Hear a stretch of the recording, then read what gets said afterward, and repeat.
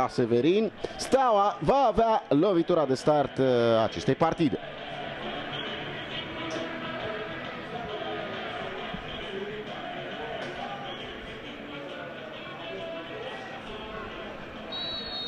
Începe așadar Pandurii, Steaua, a patra confruntare a acestei etape, a doua. Mâine alte două confruntări, CFR ACS Poli Timișoara și Astra ASEA Târgu Mureș. O altă confruntare extrem de interesantă și probabil foarte echilibrată. Le-a marcat și de 3 ori. Centrare care arată bine. Tadee nu are însă spațiu să sară acolo și cred că este și o ciocnire între Tahar și Vasco Fernandez. Cred că s-a lovit destul de serios Tahar, s-a apărat cu mâna depărtată de corp aici, iată, și sângerează Tahar și a spart capul sau arcada. Este vorba de West Ham. Ce pasă greșită aici lui Toșca, Hora, Nistor, șut bun. Ce greșeală face Toșca, prima ocazie a acestei partide. O nesincronizare în defensiva Stelei, pressing în doi făcut de Gorjeni, minge recuperată de Hora și apoi șutul puternic al lui Nistor. Ungurușan reușește să recupereze, parcă prinde ceva mai mult curaj echipa lui și o face la prima bară. Respinge Tadee, Nistor, poziție de șut și ratare mare. Deși Nistor a șutat acolo,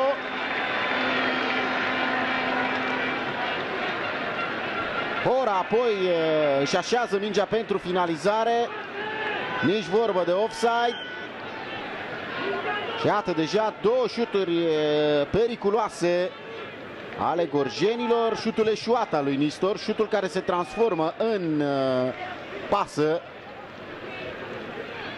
Frumoasă și preluarea lui Hora. Au fost și ultimele goluri marcate atunci de Șalai și Eric în Liga 1. Guilherme, pasa inspirată pentru Tadee. Ce intervenție! Ce intervenție a lui Șandru în ultimul moment. Tadee se pregătea să strecoare această minge pe lângă Mingote. Foarte bună pasa lui Guilherme. Și cred că Mingote era bătut. Intervenția excelentă. Protejat jucătorul care ar fi trebuit să finalizeze. Pap și Toșca erau doar interfața. Tadee scoate înapoi, șut blocat din nou de Șandru. Apoi execuția lui Brevel în pământ. Superb, recuperează Tadee, apoi Stanciu blocat și Brevel fără marcaj. Întoarce din nou până la Ungurușan. Nistor. La marginea careului, poziția bună a lui Răduț, care întoarce lui Hora. Vine Momcilovic pe lângă poartă. Breșe mari în defensiva Stelei. Rădoi pare să se reproșeze.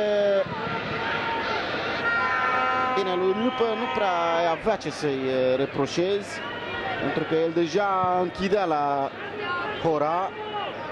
Să mențină momentul de presiune Steaua. Centrarea lui Guilherme. Paul Pav rămas în careu. Refuză această minge care ajunge la Nicușor Staciu.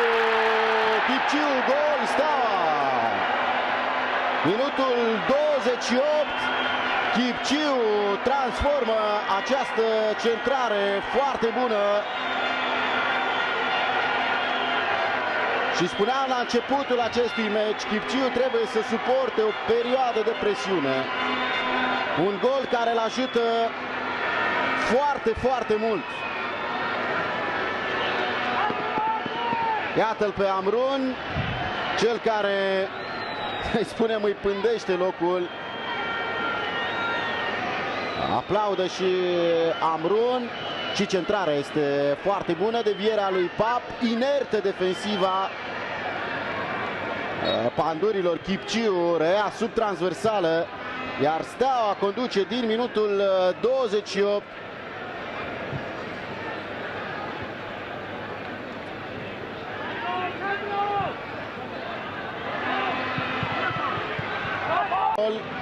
Are nevoie de câteva meciuri bune. Stanciu, șutul lui Stanciu, respinge Mingote. Ciucu. Da, spuneam de absențele Stelei, nu l-am menționat până acum, dar să vedem pe Tate, bară, Chipciu, nu este gol. Chipciu cere hands. Ce ocazie are Steaua. Vom revedea probabil și faza la care Chipciu a cerut lovitură de la 11 metri și mult prea puternic. Iată faza, recuperarea lui Chipciu, șutul lui Tade și e greu de spus de aici, dar nu pare să fie hands. Mai avem însă un unghi, aici pare să fie. Și vom avea probabil cel mai bun unghi aici. Da, cred că lovește cu mâna stângă, cea pe care o avea la spate. Aici nu e niciun element de intenție. Se sprijină Vasco Fernandez. Adi Popa. Și acum șutul lui Chipciu. Gol! Steaua! Super gol, super execuție, dublă Chipciu. Fabulos șut.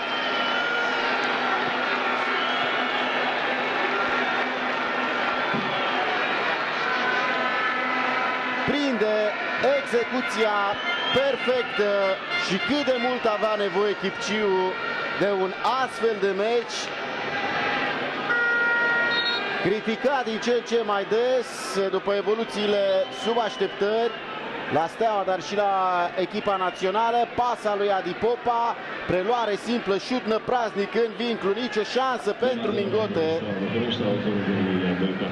Acesta este adevăratul Chipciu.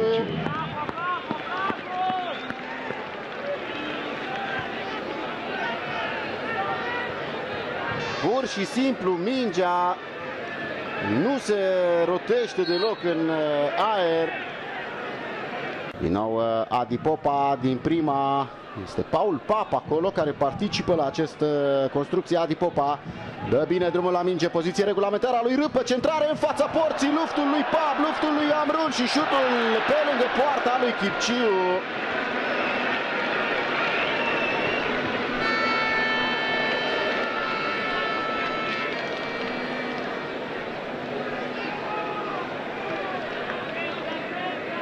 Poziție bună pentru Pap, poate Amrun n-a avut aceeași poziție. Îi vine mingea învârtită lui Chipciu.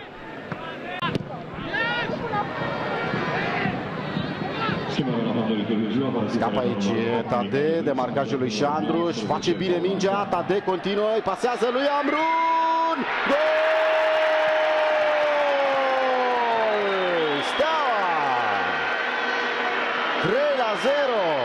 Amrun înscrie din nou. Ce transfer face Steaua și ce meci bun face în această seară la Severin. Pandurii o echipă în cors care s-a pierdut cu firea încă din minutul 28, iar Steaua profită cu un joc de calitate. 3-0 după 64 de minute.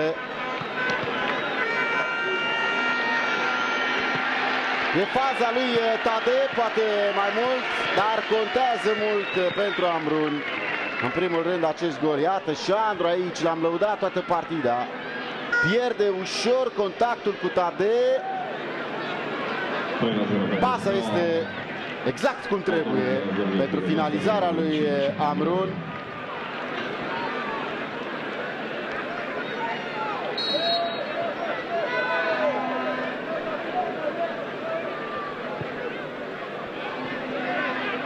Ce reacție să mai ai după 3 goluri? Sincer, mă așteptam la mult mai mult din partea pandurilor, mai ales cel care va centra. Face însă, execută până la urmă scurt, Adi Popa, deviere interesantă pentru Guilherme, respinge Mingote.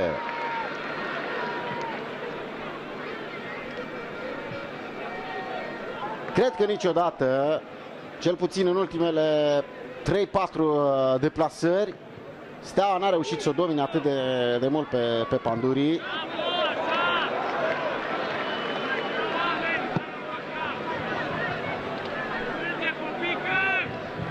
Și Andrei Vochin, centrarea lui Momcilovic. Poziție clară pentru Hora, a doua în această partidă, a doua oară când nu nimerește spațiul porții. Puțin visător aici Pap.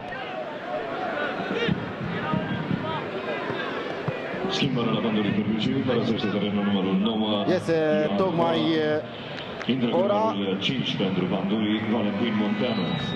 În locul său este introdus Valentin Munteanu.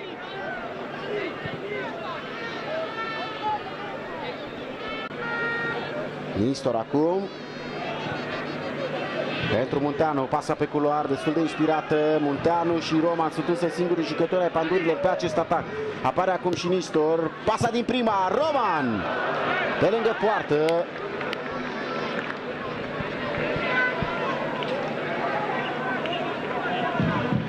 Nu sunt reglate deloc bine șuturile pandurilor în această seară. Pentru Chipciu. Chipciu își face mingea pe stângul, continuă cu Guilherme, centrarea lui Guilherme, Vasco Fernandez, Chipciu! Aproape de hat-trick. Minge care trece puțin pe lângă poarta lui Mingote, încă o ocazie mare a Stelei.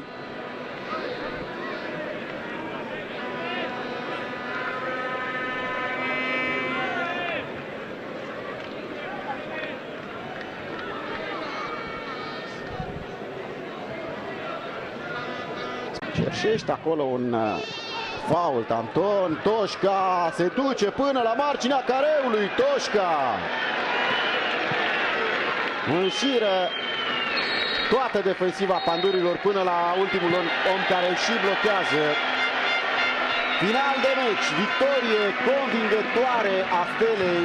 Spuneam, într-una dintre cele mai delicate deplasări pe care le-a avut în ultima perioadă.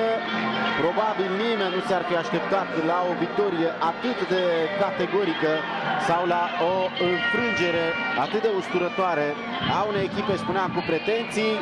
Am revăzut și pătrunderea lui Toșca și spuneam, pandurii au o problemă mare. Dacă Râpă ajunge să șuteze în minutul 91, iar Toșca ajunge să dribleze până în careul gorjenilor.